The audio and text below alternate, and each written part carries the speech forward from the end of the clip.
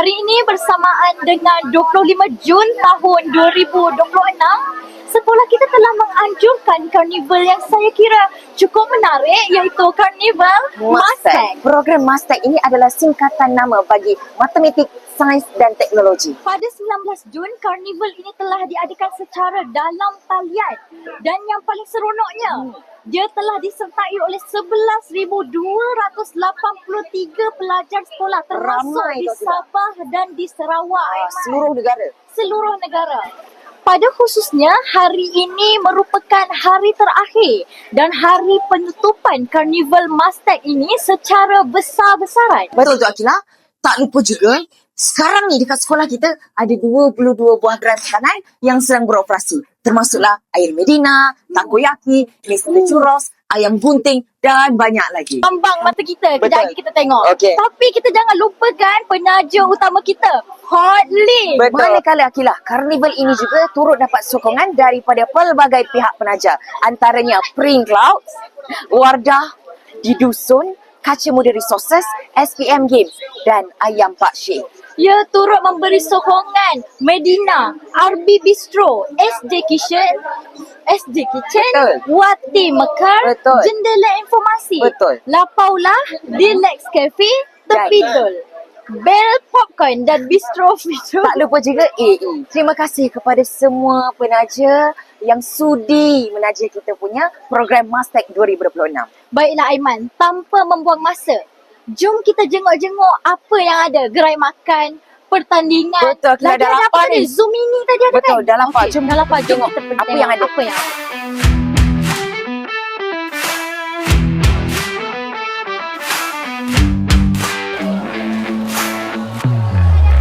Peserta juga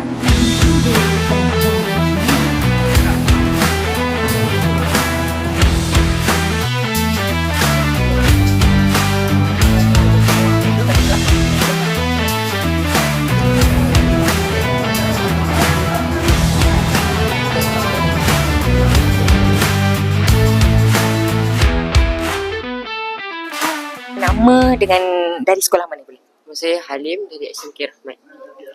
Saya Ajrina dari SMK Rahmat. Okey, dari SMK Rahmat. Okey, kita orang nak awak terangkan secara ringkas apa projek yang awak buat ni. Projek sekarang buat ni nama dia EDUF. Singkatan daripada Education Urban Fertigation.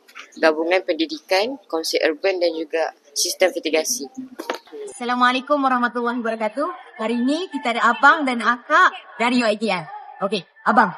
Perkenalkan nama? Okey, nama saya Akil Iman.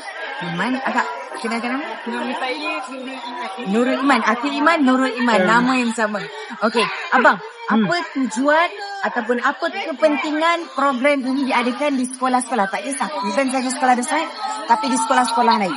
Okey, untuk tujuan kita punya program ni, iaitu Beta Pesta, ialah untuk mempamerkan game yang kami telah buat daripada semester 1 hingga 4. Sedikit sebanyak boleh menarik minat Pelajar masuk. pelajar masuk ke dalam kelas lah.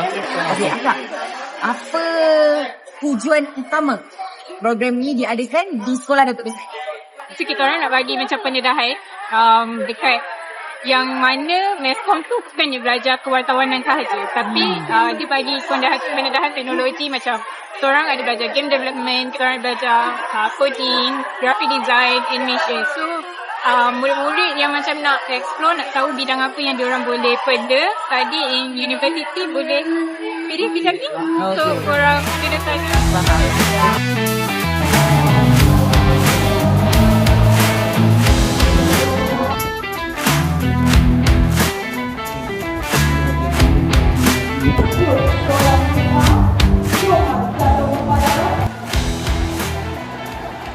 Itu sahaja berita kami pada hari ini. Betul. Jangan lupa like, comment, share dan subscribe. Bye-bye. I just had to let you know you're